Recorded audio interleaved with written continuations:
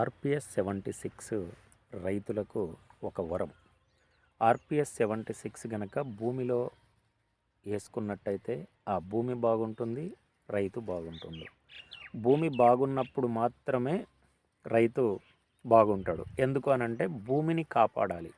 భూమిని కాపాడకుండా రైతు రిజల్ట్ అనేది తీసుకోలేడు, రైతు బాగుండడు. అందుకోసం ఏంటంటే భూమిని కాపాడాలి, రైతుని కాపాడాలి. భూమిని కాపాడాలి అని అంటే మీ ముందున్న ప్రధానమైన అవకాశం పశువుల ఎరువు, పచ్చిరొట్టె ఎరువులు ఆర్పిఎస్ 76. దీన్ని కనుక కరెక్ట్గా మీరు పాటించినట్టయితే అద్భుతమైన ఫలితాలు తీస్తారు. ఇది ఆర్పిఎస్ 76 యొక్క రిజల్ట్. మిత్రులారా, జానయ్య గారు ఆర్పిఎస్ వాడారు, రిజల్ట్ అద్భుతంగా ఉందంటారా సార్? ఉంది సార్. ఉందా సార్? ఉంది సార్. ఆర్పిఎస్ని వాడొచ్చా సార్? ప్రతి రైతు కూడా వాడచ్చు సార్, వాడచ్చు. క్వాలిటీ చూపెట్టండి ఒకసారి. అంతా కూడా క్వాలిటీ అంతా కూడా క్రాపు ఏ రకంగా ఉంది అనేది కూడా ఇది ఆర్పిఎస్ 76 యొక్క రిజల్ట్ మిత్రులారా.